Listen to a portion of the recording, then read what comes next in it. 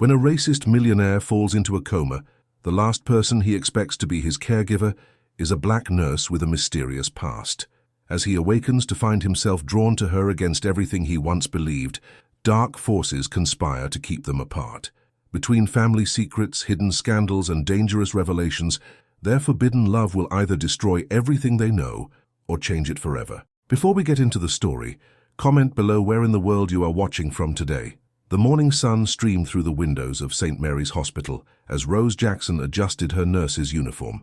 At 35, she was one of the most respected nurses in the intensive care unit, known for her gentle touch and unwavering dedication. But today would test everything she believed in. "Rose, you've been assigned to a new patient," Dr. Thompson said, handing her a thick file. "William Sterling, CEO of Sterling Industries. He's in a vegetative state after a car accident." Rose nodded, taking the file. What Dr. Thompson didn't need to say was that William Sterling was infamous in their city. His company had been sued multiple times for discrimination, and his racist views were well documented in the local press. His wife specifically requested no black nurses, Dr. Thompson continued, looking uncomfortable. "But you're the best we have, and his condition is critical." "I've overruled her request." Rose took a deep breath.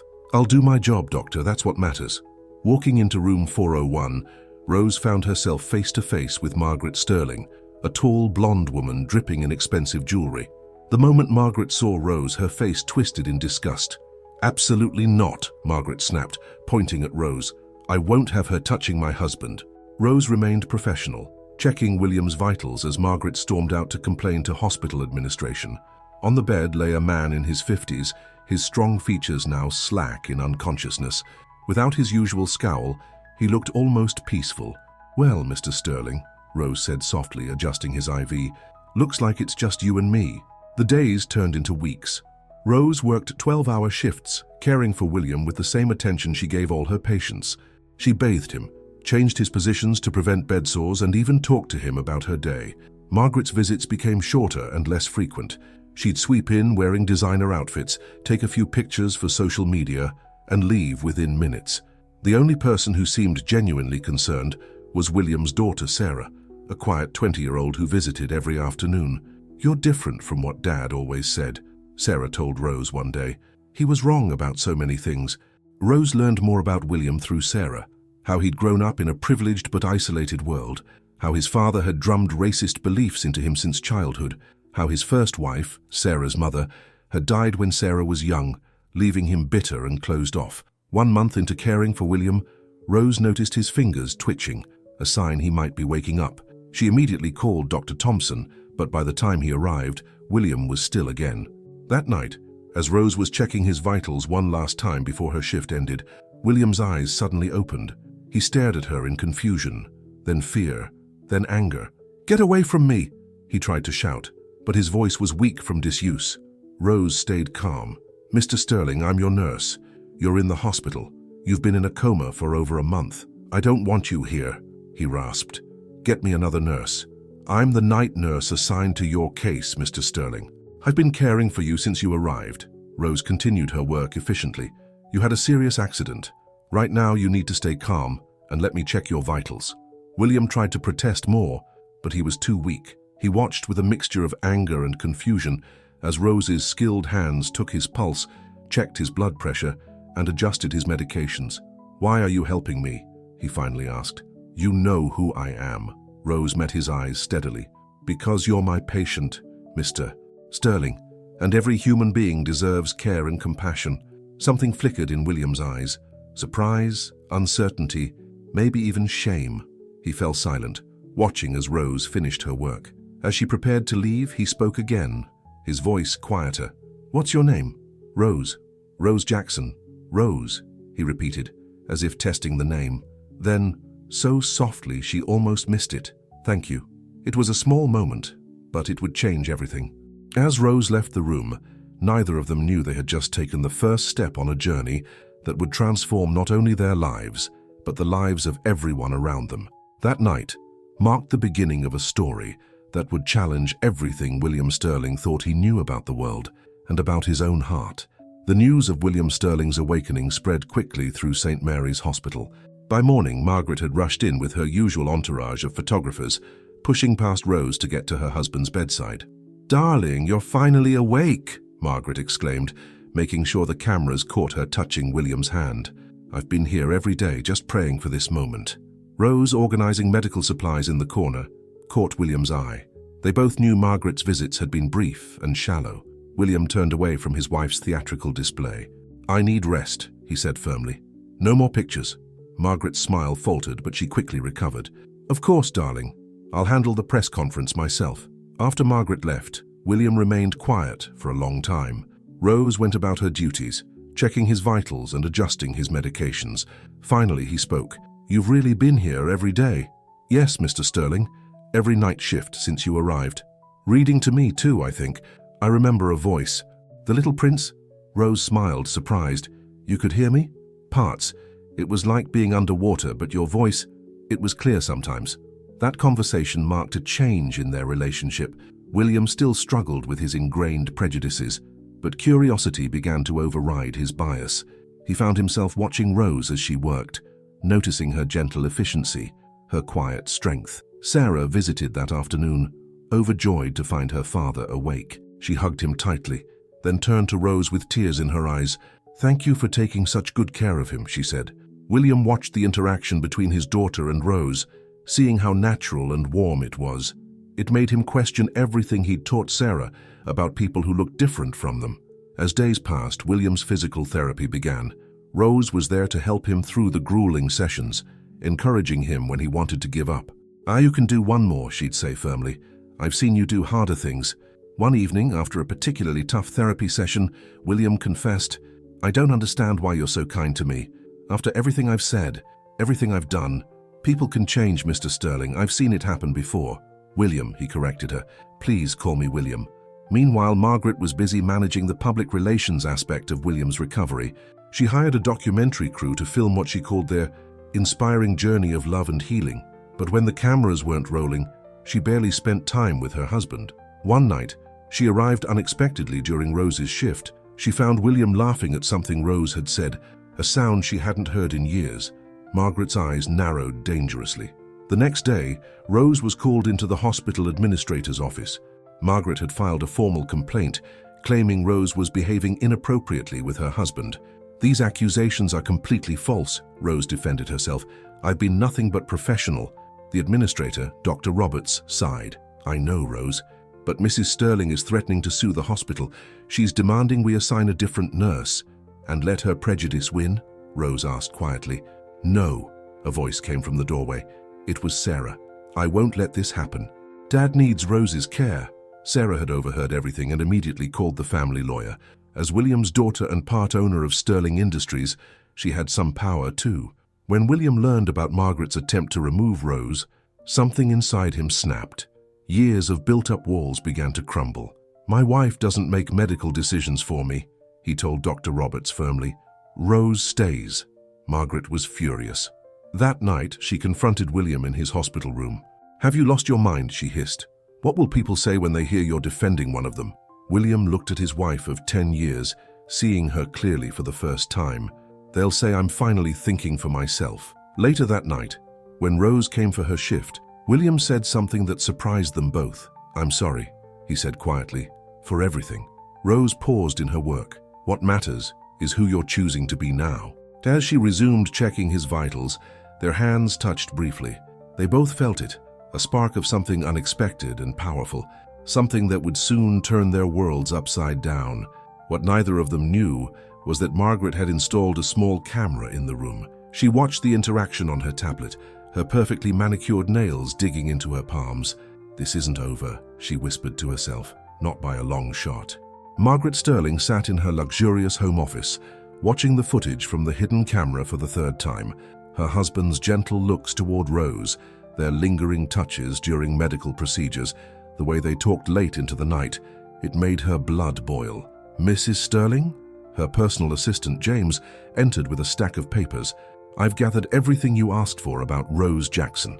Margaret snatched the file, her eyes scanning the pages hungrily. "There must be something we can use against her. Everyone has secrets." Meanwhile, at the hospital, William was making remarkable progress. His physical therapy sessions became longer, and he could now walk short distances with assistance. Rose was there for every milestone, her steady hands always ready to catch him if he stumbled.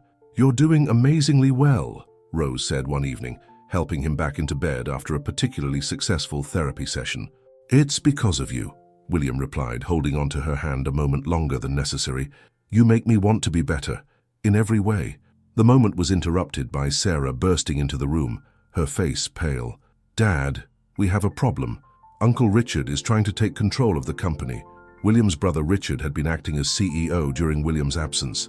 Now that William was recovering, Richard was making moves to permanently seize control. "He's calling an emergency board meeting," Sarah explained. "He's telling everyone you're not mentally fit to return." William's face hardened. "Get my lawyer on the phone and call an emergency shareholders meeting. It's time to remind my brother who owns the majority shares." Rose started to step away, feeling like an intruder in family business, but William caught her hand. "Stay, please. I need you here." That night, after Sarah left, William confided in Rose about his fears. "Richard's always been jealous. Now he thinks he can take everything I've built." "You're stronger than he knows," Rose assured him. "I've seen it every day in therapy." Their eyes met, and for a moment, the air seemed to crackle with unspoken feelings. William reached up to touch her face, but Rose gently stepped back. "We can't," she whispered. "It's not right." "Why not?" "Because of what people might say. I don't care anymore." "Because you're my patient. And you're married." The marriage reminder hit William like a bucket of cold water. His relationship with Margaret had been empty for years, but he was still legally bound to her. What they didn't know was that every word was being recorded by Margaret's hidden camera. She watched the scene unfold on her tablet, a cold smile spreading across her face. "Finally," she murmured, "something I can use." The next morning, Dr. Roberts called Rose into his office again. This time he looked grave. "There's been an anonymous complaint filed with the nursing board," he said. "They're accusing you of professional misconduct and inappropriate relationship with a patient." Rose felt her world spinning. "That's not true. I've never crossed any lines." "The complaint includes video evidence, Rose. I'm sorry, but pending investigation, we have to suspend you." Rose walked out of the office in a daze. As she passed William's room, she saw him sleeping peacefully. Her heart ached knowing she couldn't say goodbye. Margaret watched from around the corner as Rose cleared out her locker, satisfaction written all over her face, but she didn't notice Sarah standing nearby, watching everything with growing suspicion. That evening, when William woke up and found a different nurse in his room, his heart nearly stopped. "Where's Rose?" he demanded. The new nurse, a young man named Kevin, looked uncomfortable. "Ms. Jackson has been suspended pending an investigation." William immediately pressed the call button for Dr. Roberts, but Margaret swept in before the doctor could arrive. "It's for the best, darling," she said sweetly. "We wouldn't want any scandals tarnishing the Sterling name, would we? Especially with Richard trying to take over the company." William stared at his wife, suddenly seeing the calculated cruelty behind her perfect makeup and designer clothes. "What did you do?" "I protected our interests. That woman was getting too close and you were letting her." For the first time in their marriage, William felt something close to hatred toward Margaret. "Get out." "Excuse me?" "Get out of my room and call my lawyer. I want a divorce." Margaret's face went white. "You can't be serious." "Over some nurse?" "No," William said firmly. "Over who I want to be versus who you want me to stay." After Margaret stormed out, Sarah slipped into the room. "Dad, I think I know how to help Rose, but we'll need to move fast." Outside the hospital, Rose sat in her small apartment, holding the suspension notice in trembling hands. Her phone kept buzzing with messages from colleagues and friends, but she couldn't bring herself to answer. Then her doorbell rang. When she opened it, she found Sarah Sterling standing there, holding a laptop. "I found Mom's hidden camera," Sarah said, "and I've got proof she set you up.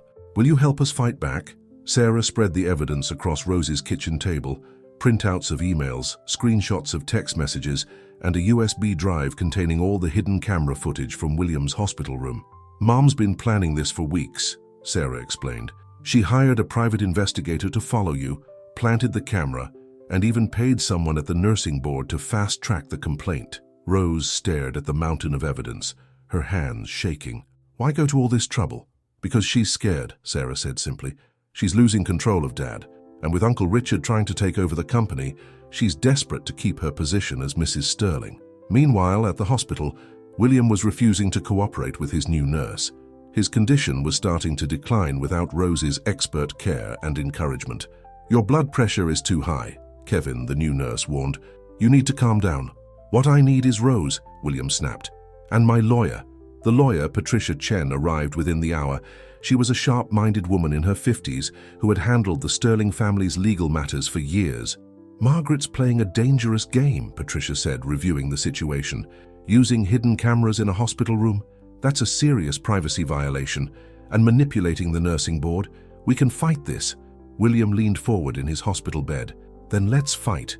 I want everything. The divorce papers, a restraining order against Margaret, and whatever it takes to clear Rose's name." Across town, Margaret was meeting with Richard Sterling in a private club. They sat in a dimly lit corner, speaking in hushed tones. "William's asking for a divorce," Margaret said, twisting her diamond wedding ring. "If that happens before the board meeting, I lose my voting rights." Richard took a slow sip of his scotch.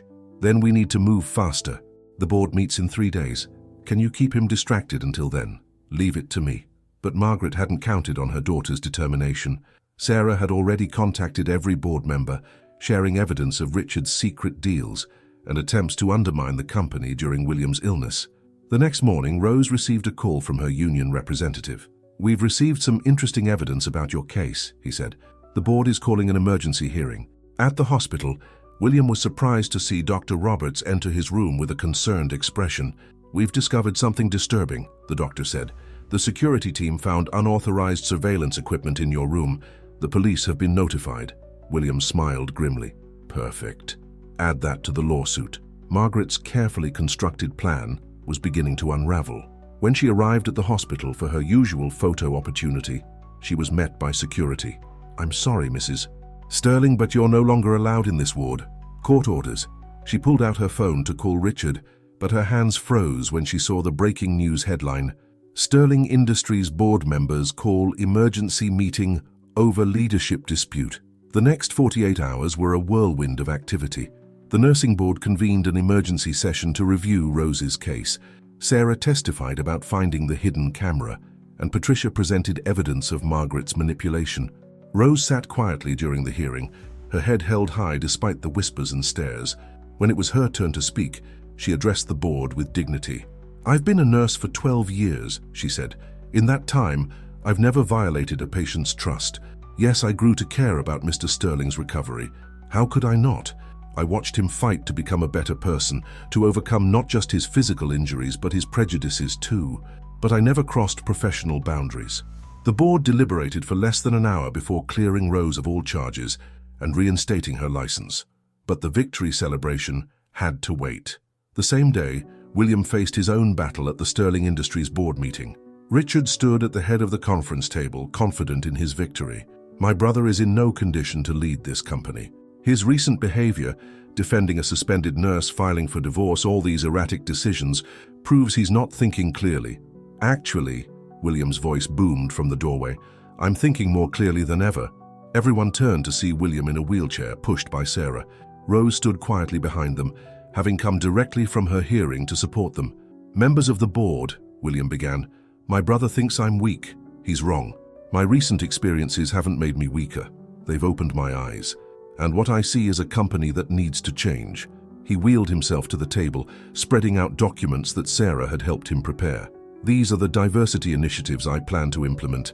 New hiring practices, community outreach programs, scholarships for minority students. The Sterling name will stand for progress, not prejudice." Richard scoffed. "You're proving my point. This isn't the brother I know." "No," William agreed. "It's not, and that's a good thing." The board voted overwhelmingly in William's favor, removing Richard from his temporary position. As they left the meeting, William reached for Rose's hand. "Thank you for being here." "I almost wasn't," she admitted. "I wasn't sure it was appropriate." "Rose," he said softly, "nothing has ever felt more appropriate than having you by my side." Sarah watched them with a smile, but her expression quickly changed when she saw her mother storming toward them, her face twisted with rage. "This isn't over," Margaret snarled. "Any of it." What they didn't know was that Margaret had one last card to play, a secret that could destroy everything they had fought for. Margaret Sterling sat in her lawyer's office, a thick folder on the desk between them. Her perfectly manicured nails tapped against the leather chair arm as she smiled coldly. I found it in William's old study, she said, pushing the folder forward. Proof that he falsified documents during the merger with Anderson Tech 5 years ago. If this gets out, he'll lose everything. The company, his reputation, maybe even his freedom. Her lawyer, a sleazy man named Frank Morris, whistled as he read through the papers. This is dynamite, Mrs. Sterling. But are you sure you want to use it? Once this bell is rung, it can't be unrung. He's leaving me for a nurse. Margaret spat the word like poison. If I can't have the Sterling fortune, neither can she. Meanwhile, William was finally being discharged from the hospital. Rose helped him pack his things, both of them trying to ignore the tension that crackled between them whenever their hands brushed. I'll miss our evening talks, William said softly. You're still my patient, Rose reminded him. I'll be coming to the house for your home care. Sarah burst into the room, interrupting their moment. Dad, we have a problem. Someone's leaked information to the press about the Anderson Tech merger. William's face went pale. What information? Before Sarah could answer, Margaret walked in, triumph written all over her face. Oh, darling, haven't you heard? It's all over the morning news. Such a scandal. Rose watched as William's hands began to shake. Whatever this was, it was bad. What did you do? William demanded. I simply revealed the truth, Margaret purred, about how you faked those financial reports to push through the merger. The SEC is already asking questions. William gripped the arms of his wheelchair. You don't understand what really happened. Oh, but I do. Margaret leaned down to whisper in his ear. And soon everyone will know that William Sterling is a fraud. After Margaret sashayed out, Sarah turned to her father. Dad, what's she talking about? William looked older than Rose had ever seen him. It's not what it seems. I did alter those documents, but not to hide losses. I was covering up evidence that Anderson Tech was using child labor in their overseas factories. What? Sarah gasped. If the merger hadn't gone through, thousands of workers would have lost their jobs. I bought the company to clean it up quietly, replace management, and fix the labor issues without causing a panic. The only people who knew were me and James Chen, my old CFO. Then we need to find James, Rose said firmly. He can back up your story. But Sarah's face fell. James died last year. Car accident. The next few days were a whirlwind of chaos. News vans camped outside the Sterling mansion, reporters shouting questions about corporate fraud. The company's stock price plummeted. Rose arrived each morning for William's therapy, pushing through crowds of photographers. She tried to maintain professional boundaries, but her heart ached seeing him struggle under the weight of the scandal. Everyone thinks I'm a criminal, William said one evening after a grueling therapy session. Maybe it would be better if you distanced yourself from me. Rose sat beside his wheelchair. Is that what you really want? No, he admitted, taking her hand. What I want is to tell the world that loving you has made me a better man. But I won't drag you down with me. I'm not going anywhere, Rose said firmly. We'll fight this together. What they didn't know was that Sarah hadn't given up. She spent days going through her father's old files, looking for anything that might help. Finally, she found something in James Chen's old email account, a hidden folder labeled insurance. Late that night, Sarah called an emergency meeting in the mansion's study. Rose was there, along with William and Patricia Chen, the lawyer. James knew this might happen, Sarah explained, spreading printouts across the desk. He kept records of everything, photos of the child workers, copies of the original Anderson Tech books, emails from their executives trying to cover it up. He stored it all in an encrypted file. William stared at the evidence that could save him. Why didn't he tell me? He did. Sarah held up an unopened letter addressed to William. He mailed this to you the day before his accident. But you were already in the coma when it arrived, and Margaret must have intercepted it. As they formulated their plan to release the evidence, Margaret was meeting with the SEC investigators, playing the role of the concerned wife perfectly. I just couldn't keep quiet any longer, she told them, dabbing at fake tears. It was a matter of conscience. But her performance was about to be interrupted. Sarah had already sent copies of James's evidence to every major news outlet in the country. The next morning, Margaret turned on her TV to find her carefully orchestrated scandal exploding in her face. Every channel was running the story of how William Sterling had secretly saved thousands of workers and children from exploitation. She was reaching for her phone to call her lawyer when there was a knock at her door. It was the SEC investigators, but this time they had questions for her about obstruction of justice and concealing evidence. Back at the mansion, William watched the news coverage with Rose by his side. His hand found hers, and this time neither of them pulled away. I've spent my whole life caring about what people think, he said quietly, about keeping up appearances, but the only thing I care about now is being worthy of you. Rose turned to face him, her professional reserve finally crumbling. "You already are." Their first kiss was gentle, tender, a new beginning born from the ashes of scandal and lies. But in the shadows of the Sterling mansion, another storm was brewing. Because Margaret's final act of revenge hadn't just targeted William, she'd done some digging into Rose's past too, and what she'd found would test their newfound love in ways they never expected. Margaret sat in her home office, a glass of wine in one hand and a manila envelope in the other. On her desk, newspaper headlines celebrated William's vindication in the Anderson tech scandal, but she barely noticed them. Her eyes were fixed on the photos spread before her, old pictures of Rose that her private investigator had uncovered. "Oh, Rose," she murmured, picking up one particular photo, "you've been keeping quite a secret." At the Sterling mansion, life was finally settling into a new rhythm. Rose came every day for William's therapy, but now their sessions ended with shared meals and long conversations. Sarah often joined them, happy to see her father truly smiling for the first time in years. One evening, as they sat in the garden watching the sunset, William turned to Rose. "Move in with me," he said suddenly. "The divorce will be final next week, and I'm tired of waiting to start our life together." Rose's heart leaped, but fear clouded her eyes. "William, there are things about my past, things you should know first." Before she could continue, they were interrupted by the sound of cars pulling up to the mansion. Through the garden gates, they could see news vans arriving, reporters spilling out with cameras ready. Sarah ran outside.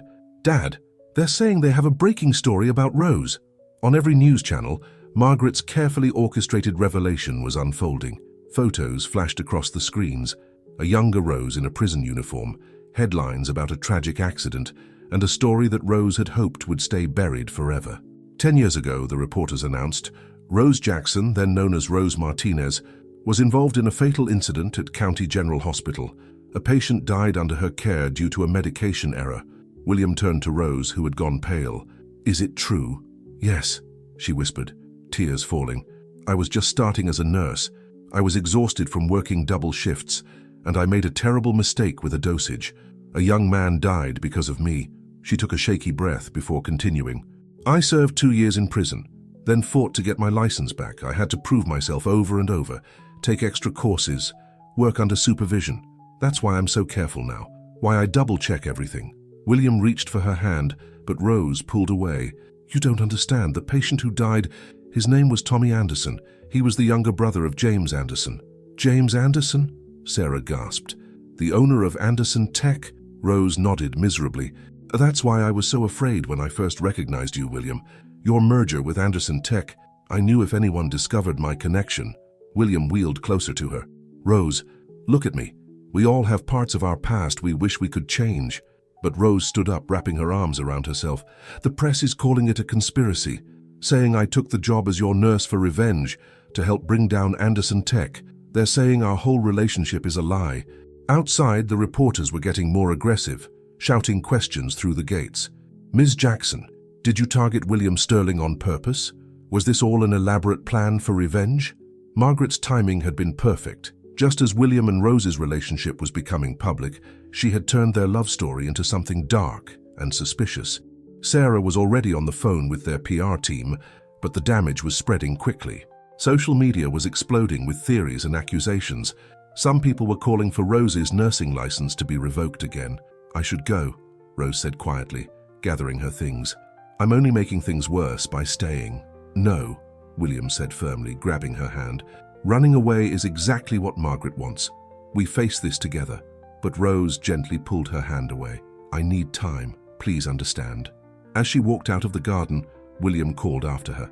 "Rose, you're not that same young nurse anymore, and I'm not the same man who only cared about appearances. Don't let Margaret win." Rose paused at the gate, reporters shoving microphones in her face. With dignity, she turned back to William. "I never lied about my feelings for you," she said, "but loving you doesn't erase what I did. I have to find a way to forgive myself before I can accept your forgiveness." After Rose left, Sarah hugged her father as he sat in his wheelchair, watching the love of his life drive away through a sea of flashing cameras. "She'll come back," Sarah assured him, "once the media circus dies down." "No," William said, a determined look in his eyes. "We're not waiting. Get me every piece of information about Tommy Anderson's death and find James Anderson. It's time he knew the whole truth about his brother's death and about his former company's crimes. What William didn't know was that James Anderson had already seen the news. In his penthouse apartment across town, he stared at the TV screen showing Rose's picture, his hands clenched into fists. "Finally," he whispered, "I've waited 10 years to make her pay." Margaret's revenge had unleashed something far more dangerous than she intended, because James Anderson had never believed Tommy's death was just an accident. And now he had the perfect opportunity for revenge, against both Rose and the man who had taken over his company. James Anderson's private office was a shrine to his dead brother. Photos of Tommy covered one wall: Tommy graduating high school, Tommy starting college, Tommy in his hospital bed just days before the medication error that took his life. Now he added a new photo: Rose Jackson's current nursing ID badge, obtained from his sources at the hospital. "You should have stayed in prison," he muttered, staring at Rose's picture. Meanwhile, Rose sat alone in her small apartment, ignoring the constant calls from reporters. Her phone buzzed again. This time it was William. Her heart ached as she let it go to voicemail, adding to the dozen messages he'd already left. The TV droned in the background, endlessly replaying her story. Sources say Rose Jackson legally changed her name after her release from prison. The question remains, was her relationship with William Sterling an elaborate plan for revenge? A knock at her door made her jump. When she looked through the peephole, she saw Sarah standing there with a determined expression. "I'm not leaving until you talk to me," Sarah called through the door. Rose hesitated, then opened the door. Sarah immediately pulled her into a hug. "Dad's a mess without you," she said, "and I know you're miserable too." "It's not that simple," Rose sighed. "Your father's reputation is finally recovering from Margaret's scandal. Being with me will only drag him down again." "That should be his choice to make," Sarah argued. "Besides, we've found something you need to see." She pulled out her tablet, showing Rose a series of old emails between James Anderson and hospital administrators. The emails revealed that Tommy had been admitted to the hospital with a previously unknown heart condition, one that made him especially vulnerable to medication reactions. "The hospital covered it up to avoid liability," Sarah explained. "They let you take all the blame." Rose sank into her chair, memories of that terrible night flooding back. "I still made the mistake with the dosage." "Yes, but you weren't the only one responsible for Tommy's death. The hospital's negligence played a huge part." Before Rose could respond, her phone rang. The number was unfamiliar. "Ms. Jackson," a cold voice said when she answered. "Or should I say Ms. Martinez? This is James Anderson. I think it's time we had a chat about my brother." Across town, William was meeting with his legal team, trying to find a way to protect Rose from the media firestorm. "We could sue for defamation," Patricia suggested. "These conspiracy theories about Rose targeting you are completely unfounded. First, we need to deal with James Anderson," William said. "He's the real threat here." As if on cue, his assistant rushed in. "Mr. Sterling, you need to see this." She turned on the TV, where James Anderson was holding a press conference outside his office building. "10 years ago, Rose Martinez took my brother's life through her negligence," James announced to the cameras. "Now she's involved with the man who took over my company. I'm calling for a full investigation into both of them." William grabbed his phone to call Rose, but she didn't answer. Something felt wrong. "Track her phone," he ordered his security team. "Now." The trace led them to a warehouse by the docks, one of Anderson Tech's old storage facilities. William's security team wanted him to wait for the police, but he refused. "She's there because of me," he insisted. "I'm going in." Inside the warehouse, Rose sat across from James Anderson, who had Tommy's photo placed on the table between them. "He was only 22, James said quietly. "He had his whole life ahead of him." "I know," Rose replied, her voice thick with tears. "Not a day goes by that I don't think about him. And yet here you are living your life, finding love." James's voice turned bitter. "While my brother lies cold in the ground." "That's enough, James." They both turned to see William wheeling himself into the warehouse, followed by Sarah and several police officers. "This isn't just about Tommy," William continued. "Show her the truth." Sarah stepped forward, holding up her tablet. On it was security footage from the old Anderson Tech factories, showing James himself touring the facilities where children worked, approving the conditions with a smile. "You knew about the child labor all along," William said. "You weren't some innocent victim of a hostile takeover. You were profiting from exploiting children." James lunged for the tablet, but the police grabbed him. As they read him his rights, he shouted at Rose, "At least I didn't kill anyone!" "No," Rose said quietly. You just stole their childhoods, and now everyone will know. Later that night, in the safety of William's mansion, Rose finally let herself break down. William held her as she cried. "I never thought I deserved to be happy again after Tommy died," she sobbed. "That's why I worked so hard, why I dedicated myself to helping others." "You've punished yourself long enough," William said softly. "Tommy's death was a tragic accident, one that many people were responsible for. The hospital's cover-up, the system that forced you to work double shifts, it wasn't all on you." Rose looked up at him through her tears. "How can you still want me after everything?" "Because I love you," William said simply. "Your past, your pain, your strength, all of it makes you who you are. And who you are is exactly who I want to spend my life with." Sarah watched from the doorway as her father and Rose held each other, healing together. But her smile faded as she checked her phone. Margaret had sent her a message. "Tell your father and his nurse to enjoy their moment. This isn't over. I still have one more card to play." Margaret Sterling's last card turned out to be more dangerous than anyone expected. She sat in a dimly lit restaurant, sharing dinner with Harold Thompson, William's elderly father, a man known for his even stronger racist views and iron control over the family trust. "It's worse than we thought, Harold," Margaret said, showing him pictures of William and Rose together. "Your son isn't just involving himself with her. He's talking about marriage." Harold's face turned dark with rage. "Not with my family's money, he won't. I'll cut him off first." "That's why I called you," Margaret smiled. "It's time to remind William where he comes from." At the Sterling mansion, life had begun to find a new rhythm. Rose had finally moved in, bringing warmth to the cold halls with her presence. William was walking with just a cane now, thanks to her dedicated therapy sessions. "You're getting stronger every day," Rose said one morning, helping him practice on the stairs. "Strong enough to do this," William replied, carefully dropping to one knee. He pulled out a ring box and Rose's hands flew to her mouth. "Marry me, Rose. I don't want to waste another day without you as my wife." Before Rose could answer, the front door burst open. Harold Thompson strode in, his face twisted with disgust. "So it's true," he spat. "My son has completely lost his mind." William struggled to his feet, leaning on his cane. "Father, I wasn't expecting you." "Clearly." Harold's eyes raked over Rose with contempt. "Put that ring away, boy. This ends now." "No, it doesn't," William said firmly. "I'm not a child anymore, Father. You can't control me." "Can't I?" Harold pulled out a thick legal document. "The family trust has conditions, William. Marrying someone like her violates those conditions. You'll lose everything: the house, the company shares, your inheritance." Rose stepped forward. "Mr. Thompson, I love your son, not his money." "Love?" Harold laughed cruelly. "You've bewitched him. First that convenient accident with the Anderson boy, now seducing your way into one of the city's oldest families." "That's enough!" William's voice boomed through the hall. "You can threaten me with money all you want. I choose Rose." Harold's face turned purple. "You're making a mistake." "No, Father. My mistake was spending years trying to be the son you wanted instead of the man I needed to be." Sarah appeared at the top of the stairs, having heard everything. "Grandpa, you should know. I've already transferred my shares of the company to Dad. My inheritance is mine to control now." Harold spun to face her. "You ungrateful—" "Save it," Sarah cut him off. "I've also sent copies of your old emails to the press, the ones where you encouraged Dad to continue Anderson Tech's child labor practices. Still want to talk about family honor?" Harold staggered back, his carefully maintained image crumbling. Margaret, who had been lurking in the doorway, rushed to steady him. "You can't do this," she protested. "The Thompson name will stand for something better," William finished. He turned back to Rose, who still had tears in her eyes from his proposal. "You never answered my question, sweetheart." Rose looked at the ring, then at Harold and Margaret's angry faces, and finally at William's loving eyes. "Yes," she said firmly. "Yes, I'll marry you."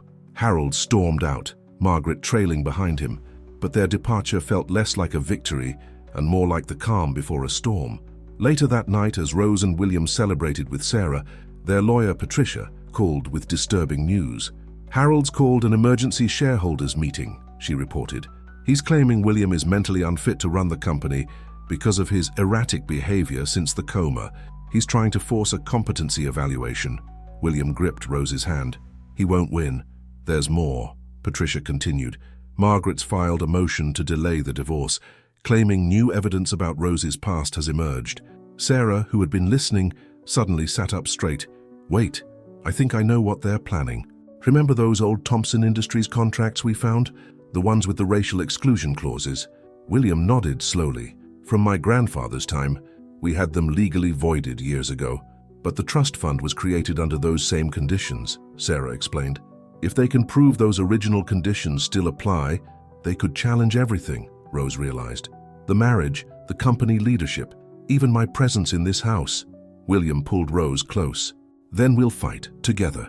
As they talked late into the night, making plans and gathering allies, none of them noticed the black car parked outside the mansion gates. Inside, Harold Thompson made a phone call. "It's time," he said grimly. "Release everything we have. I want my son's reputation destroyed by morning." But Harold had forgotten something crucial. Sarah hadn't just been defending her father all these months. She'd been learning, and she had secrets of her own, secrets that could change everything. Sarah Sterling had learned a lot about secrets in the past year. She'd learned how to find them, how to keep them, and most importantly, when to reveal them.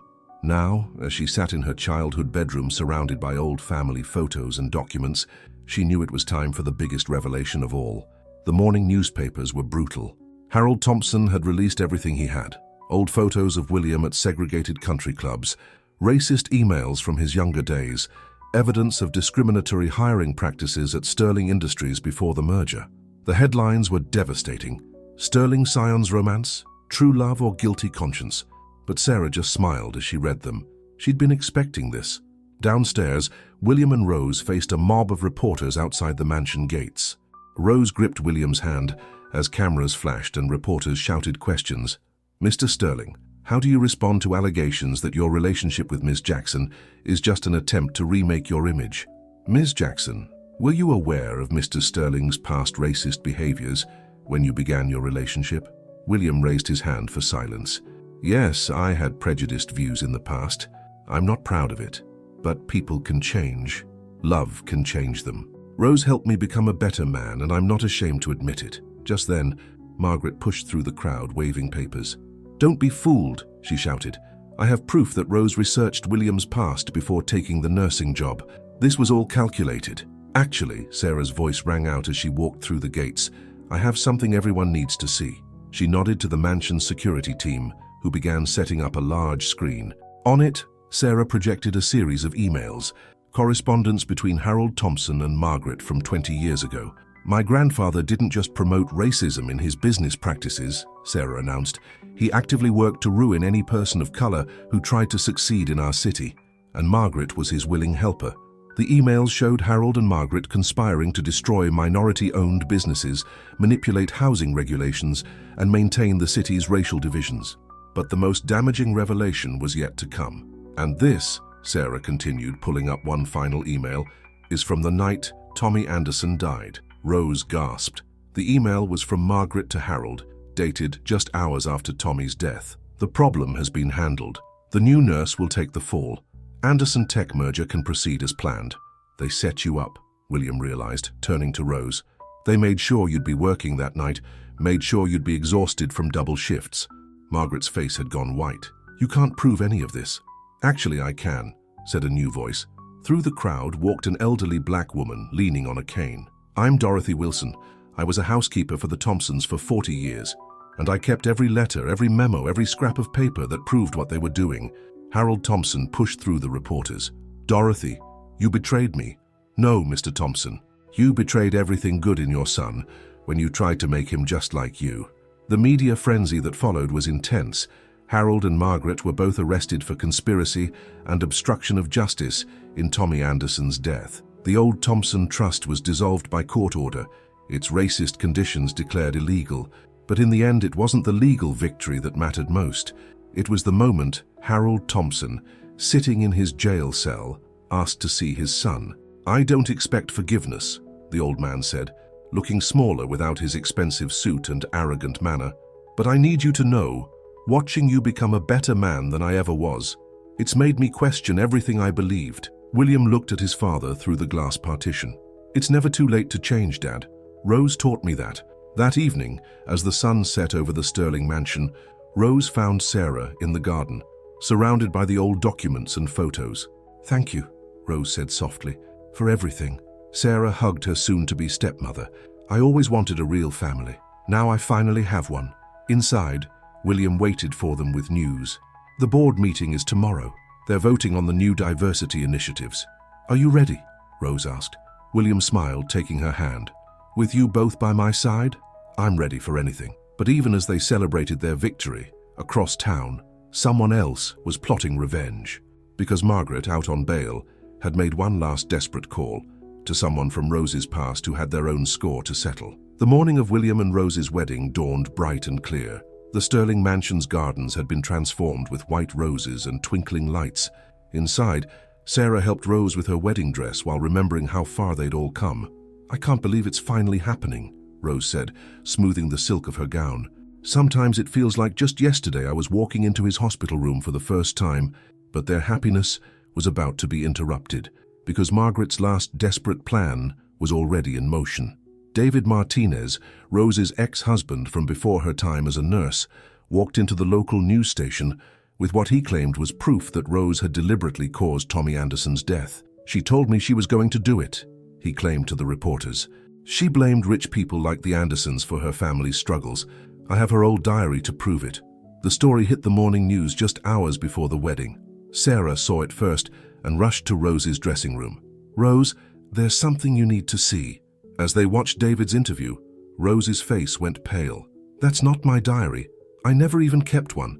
David was always jealous and controlling. It's why I left him. We'll fight this, Sarah assured her. We've beaten everything else they've thrown at us. But Rose was already taking off her veil. I can't put William through another scandal. Not today. Not on what should be the happiest day of his life. Don't you dare, William's voice came from the doorway. Despite the tradition of not seeing the bride before the wedding, he stood there in his tuxedo, leaning on his cane. Don't let them win. Not now. William, the press is already outside. They'll ruin our wedding. No, William said firmly. They'll see us celebrate our love. They'll see that we're stronger than their lies, and then we'll deal with David Martinez together. Rose looked at him through tears. Are you sure? I've never been more sure of anything in my life. What happened next would be talked about in the city for years to come. Instead of hiding from the press, William and Rose invited them in. They turned their wedding into a public declaration of not just their love, but of truth and redemption. During the ceremony, William surprised everyone by asking his father, who had been released on house arrest to attend, to speak. Harold Thompson stood shakily. I spent my life teaching my son the wrong things, but he learned the right ones anyway. Rose, he turned to his new daughter-in-law. Thank you for helping him become the man I should have been. But the biggest surprise came during the reception. Dorothy Wilson, the former Thompson housekeeper, approached David Martinez at the press table. I remember you, she said loudly enough for the reporters to hear. You used to come to the Thompson house 10 years ago, meeting with Mr. Harold and Mrs. Margaret, planning something about the Anderson Tech merger. David's face went white. The reporters' cameras swung toward him. Sarah stepped forward with her tablet. We found your old bank records, David. The payments from Anderson Tech. You were part of their plan all along.